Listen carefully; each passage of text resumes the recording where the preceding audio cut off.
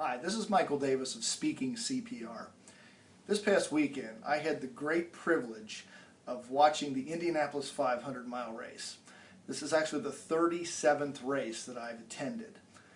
This event never gets old for me. It is my passion as far as sporting events, and I've seen a lot of great sporting events, Super Bowls, World Series, but this is the one that tops them all every year. I got lucky this year. Sometimes in life you just have to be lucky. And I say I was lucky because I was sitting in the upper deck down the main straightaway, directly across from the pit of the car that eventually won the race, driven by Juan Pablo Montoya. And I say I was lucky because I got to watch this pit crew handle normal situations. And in a 500-mile race, there are probably 6 to 7 pits. But there was an extra pit needed early for Montoya's car. Another driver had clipped one of his rear wings. And what the pit crew had to do was they had to replace that rear wing and do it fast. In the sport of auto racing, seconds literally mean hundreds of yards of track that you have to make up. So the quicker they get the car in and out, the better the chance to win that race. When Montoya pulled into the pits, his crew literally changed out a rear wing. It's a whole unit too. It wasn't just one little piece. They had to replace a whole unit in 30 seconds. Probably less. I'll have to time it when I rewatch the race on the recording. But the point of this is that the reason his pit crew did such a great job was because they practiced. Before the race that day, I had the privilege of watching them practice their pit stops. They would practice changing tires and hooking up the fuel hose to the car. And Montoya drives for what is arguably the best team in the business, Penske Motorsports.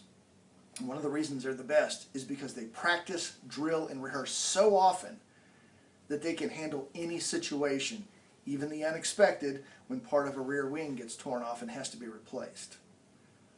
What this has to do with speaking leads to my question of the day for you, and that is, are you practicing, drilling, and rehearsing to the point where you can handle any situation?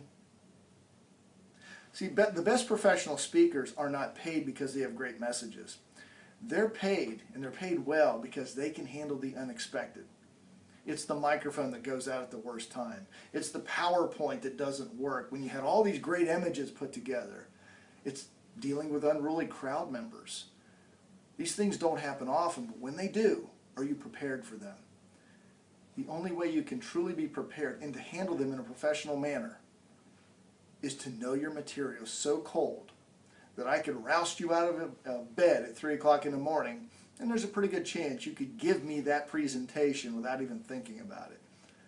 So the next time you're presenting a presentation, think of those Indy cars. Think about the pit crew that's behind them, because auto racing truly is a team sport. And think about all the work they've done to prepare for those key moments. When that driver comes into the pits, do they execute flawlessly and get him or her back out on the track as soon as possible? When you can deliver your speech in that manner, flawlessly, and you're able to handle any kind of unexpected event, you're ready to hit the stage and give the best speech of your life. And the reason that's so important,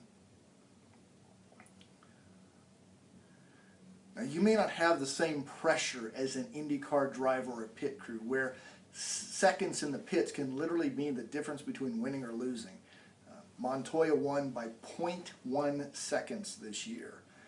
And it wouldn't be a stretch to say that without excellent pit work from a finely tuned team that's practiced and rehearsed over and over, he wasn't going to win that race. So get out there and practice your presentations. Give the audience the best you have.